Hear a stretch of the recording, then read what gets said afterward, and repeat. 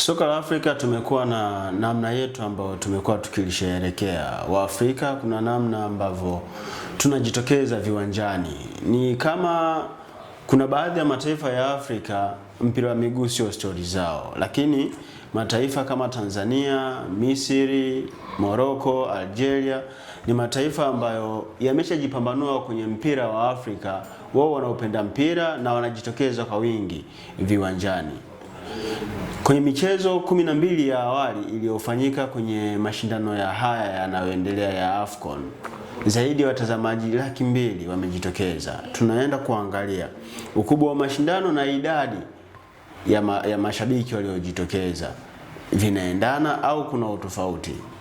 Hii ni ladha za Afrika, mahali ambako tunajadili yale yote yanayotokea kwenye viwanja na maeneo mbalimbali kuhusiana na mashindano ya AFCON yanayoendelea huko nchini Morocco. Mimi ni Rusamwa, niko na Leopard John. Leo Waafrika wanajitokeza uwanjani au hawajitokezi? Nimekuuliza swali. Yaani wanajitokeza au hawajitokezi kwa kuzingatia hizi namba hizi? Bado namba iko chini katika michuano ya AFCON.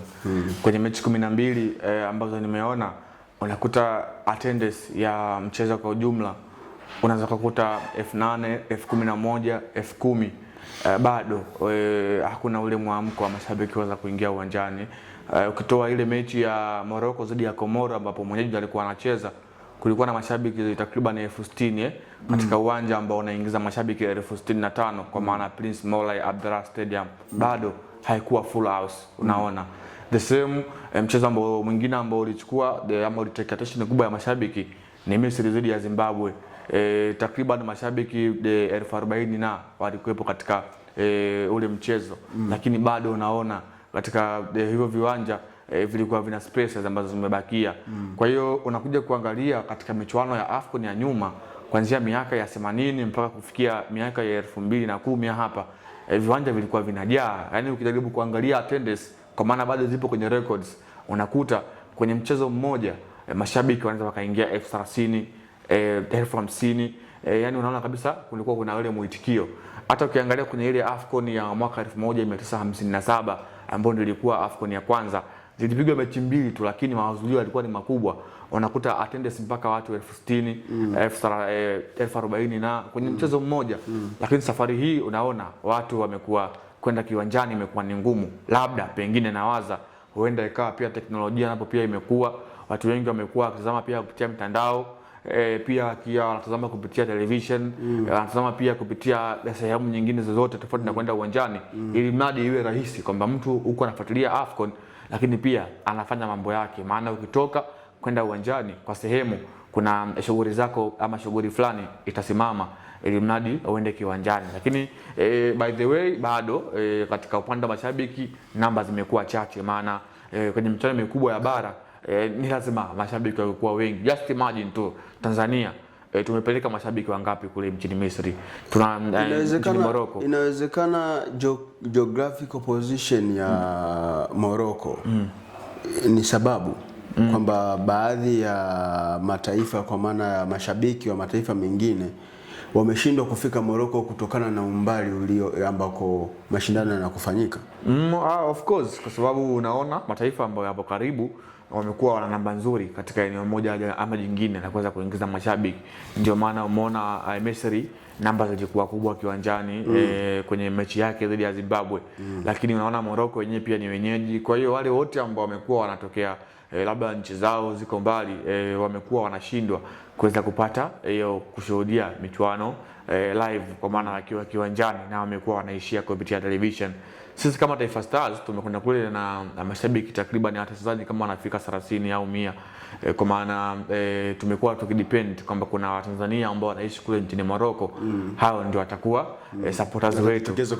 Lakini tukumbuke pia wanafanya shughuli zao na madaka zao, watabase kwenye shughuli zao, na pengine wataiunga mkono timu taifa hata pia kuangalia kwenye television kama ambavyo sisi huku pia tumekuwa tunafanya. Lakini yote kwa yote, mimi naamini pia kukua kwa teknolojia inapelekea watu kutojaa wengi uwanjani na wengi wao kuweza kushuhudia kupitia njia nyingine, hasa kwenye mitandao na kupitia television. Europe teknolojia iko juu sana. naweza kuthubutu kusema iko juu kuliko Afrika. Lakini viwanja Europe vinajaa, mechi in match out, kila weekend viwanja vinajaa. Kwa nini tusikubaliane tu Afrika hatuupendi mpira? Sio kupenda mpira, tunafahamu kwenye bara ambalo umelizungumza, hata katika sekta ya kiuchumi wametuzidi, yani mwananchi binafsi mmoja kwanza kukalculate wao kwenye uchumi wa mwananchi wapo juu kutuzidi sisi barani Afrika. Huenda ikawa ni rahisi kwa mashabiki wa Europe kuweza kutoa shilingi 30,000 laki moja kuingia kiwanjani, lakini ikawa ngumu kwa sisi wa Afrika kutoa hicho kiasi cha fedha na kulipia tu pale geti bado niingie uwanjani. Kwa unachotaka kuwaaminisha watazamaji wa Anwaar TV na ladha za Afrika, uchumi ni moja kati ya sababu iliyopelekea attendance kuwa ndogo. Yeah, of course. Tumeshuhudia hata pia kwenye michuano ya CHAN. Watu ambao ilifanyika East Africa, watu wengi walikuwa hawahudhurii viwanjani. Lakini wengi walikuwa wanajitokeza. Yeah, lakini angalia bado tunazungumza katika upande wa taifa letu Tanzania.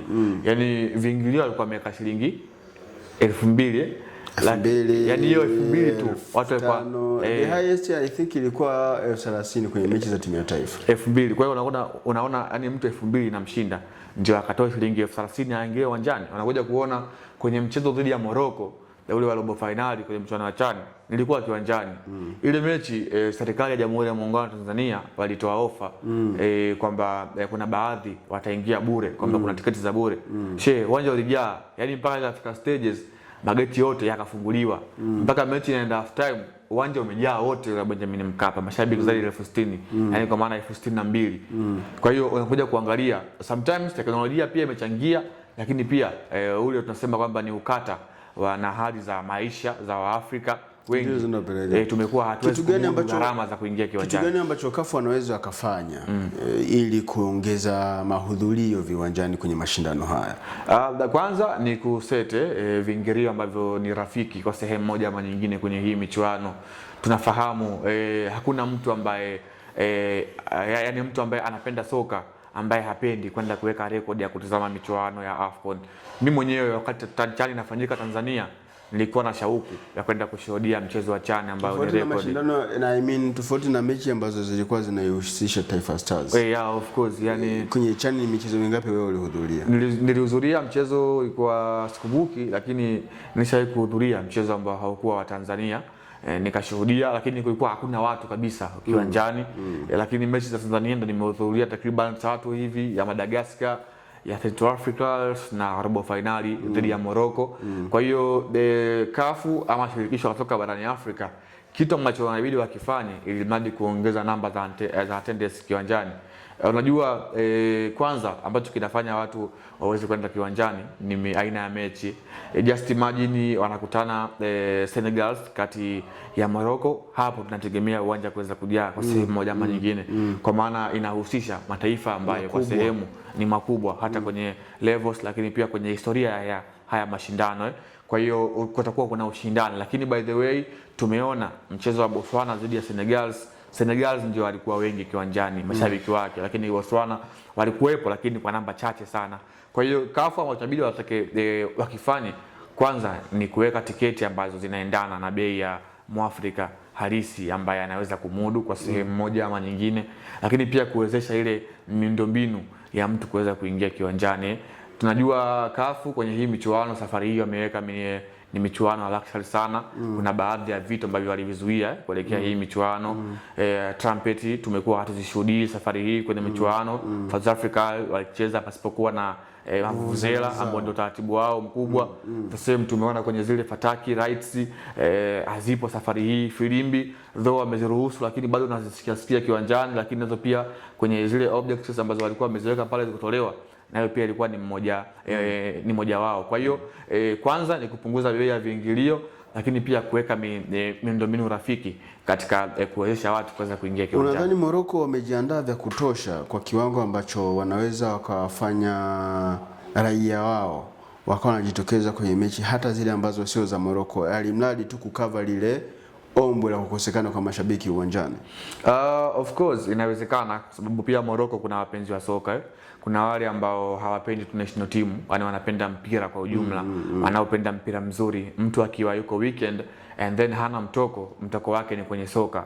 Kwanza mtoko wenyewe, soka lenyewe ni mtoko. Kwa hiyo unaweza kuwa una mtoko wako lakini soka nalo ni mtoko mwingine. Kwa hiyo hao ndio watakuwa wanaongeza namba za mashabiki kiwanjani, maana zile attendance zinapatikana kutokana na zile kadi ambazo wamekuwa wanazitumia, na sifahamu kwa wenzetu wa Morocco nao pia wanatumia kadi kama sisi au wao teknolojia yao ikoje, lakini niliona wakati wa CHAN CAF utaratibu wao ulivyokuwa, attendance ilikuwa inapatikana kutokana na idadi ya kadi ambazo walikuwa wameziuza, ndizo ambazo wana calculate. Lakini pia ukipita pale getini inakuscan na kuweza kuhakikisha kwamba wewe umefanya kile ambacho wao wanakihitaji na kupata zile attendance kamili. Kwa hiyo hii michuano kikubwa ambacho kinahitajika CAF waweze kuiweka ili madi namba za mashabiki ziongezeke, waifanye iwe na bei rahisi kwa Mwafrika kuweza kuingia kiwanjani, lakini pia kuweza kuweka miundombinu bora zaidi wakati ama kwenye mchakato wa kuingia uwanjani. Ukiona mwenzako amesheviwa kama mimi, wewe unaweka maji kwenye kichwa chako ili nini? Uwe tayari kunyolewa. 2027 ni sisi wa Tanzania ndio tutakaokuwa tunaandaa AFCON kwa kushirikiana Kenya na Uganda, yani pamoja ile. Tunapaswa kujitokeza kwa wingi viwanjani. Hii ni ladha za Afrika. Mimi ni Usama Hamisi Usama, nilikuwa na Leopard John. Tutakutana siku nyingine.